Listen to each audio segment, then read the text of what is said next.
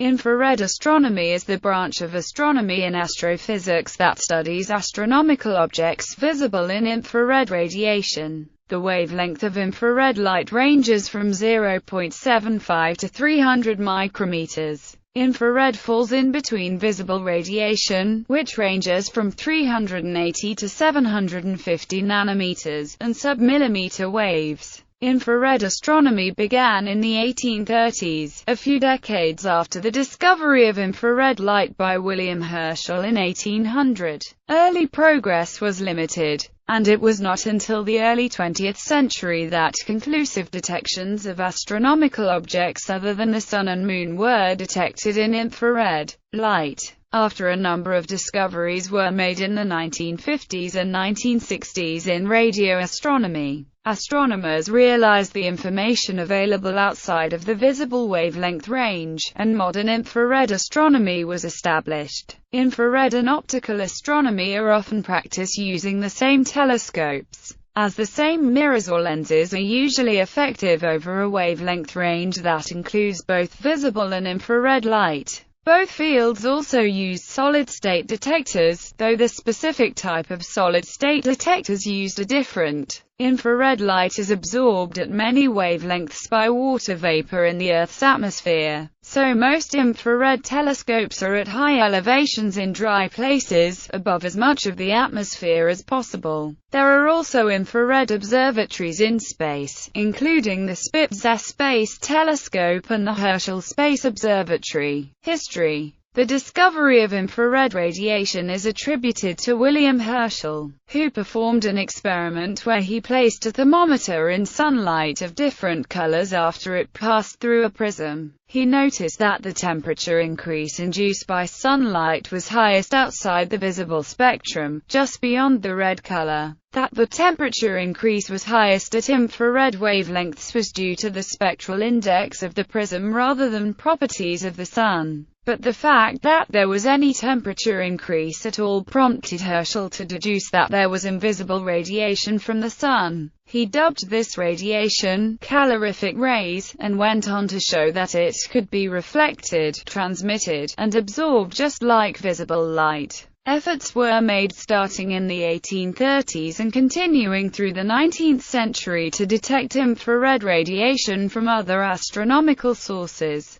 Radiation from the Moon was first detected in 1873 by William Parsons, 3rd Earl of Ross. Ernest Fox Nichols used a modified Crookes radiometer in an attempt to detect infrared radiation from Arcturus and Vega, but Nichols deemed the results inconclusive. Even so, the ratio of flux he reported for the two stars is consistent with the modern value. So George Reek gives Nichols credit for the first detection of a star other than our own in the infrared. The field of infrared astronomy continued to develop slowly in the early 20th century, as Seth Barnes Nicholson and Edison Pettit developed thermopile detectors capable of accurate infrared photometry and sensitive to a few hundreds of stars. The field was mostly neglected by traditional astronomers though until the 1960s, with most scientists who practiced infrared astronomy having actually been trained physicists.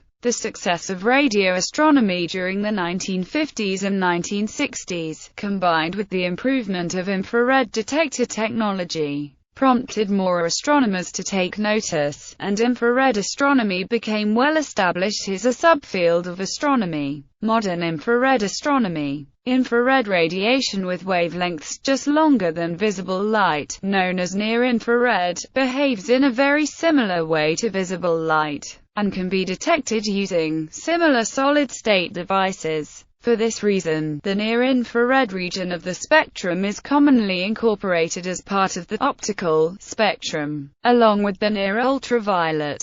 Many optical telescopes, such as those at Keck Observatory, operate effectively in the near-infrared as well as at visible wavelengths. The far infrared extends to submillimeter wavelengths, which are observed by telescopes such as the James Clerk Maxwell Telescope at Mauna Kea Observatory. Like all other forms of electromagnetic radiation, infrared is utilized by astronomers to study the universe. Indeed, infrared measurements taken by the two MASS and WISE astronomical surveys have been particularly effective at unveiling previously undiscovered star clusters. Examples of such embedded star clusters are FSR 1424, FSR 1432, Camargo 394, Camargo 399, Majoras 30, and Majoras 99. Infrared telescopes, which includes most major optical telescopes as well as a few dedicated infrared telescopes, need to be chilled with liquid nitrogen and shielded from warm objects. The reason for this is that objects with temperatures of a few hundred Kelvin emit most of their thermal energy at infrared wavelengths. If infrared detectors were not kept cooled, the radiation from the detector itself would contribute noise that would dwarf the radiation from any celestial source. This is particularly important in the mid-infrared and far-infrared regions of the spectrum. To achieve higher angular resolution, some infrared telescopes are combined to form astronomical interferometers.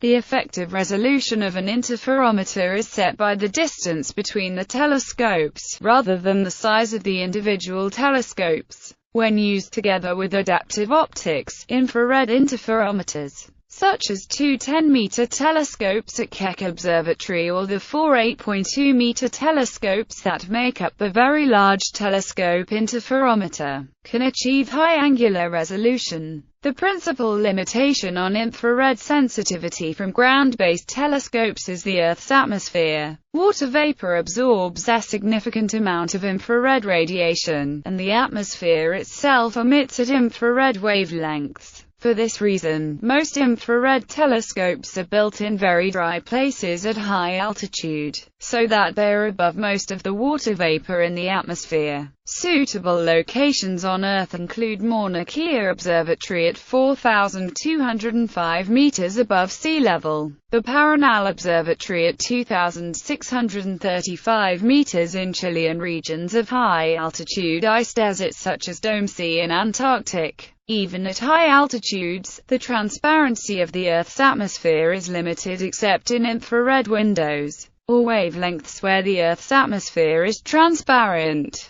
The main infrared windows are listed below. As is the case for visible light telescopes, space is the ideal place for infrared telescopes. In space, images from infrared telescopes can achieve higher resolution, as they do not suffer from blurring caused by the Earth's atmosphere, and are also free from absorption caused by the Earth's atmosphere. Current infrared telescopes in space include the Herschel Space Observatory, the Spitzer Space Telescope, and the Wide Field Infrared Survey Explorer. Since putting telescopes in orbit is expensive, there are also airborne observatories, such as the Stratospheric Observatory for Infrared Astronomy and the Kuiper Airborne Observatory. These observatories place telescopes above most, but not all, of the atmosphere, which means there is absorption of infrared light from space by water vapor in the atmosphere. Infrared technology.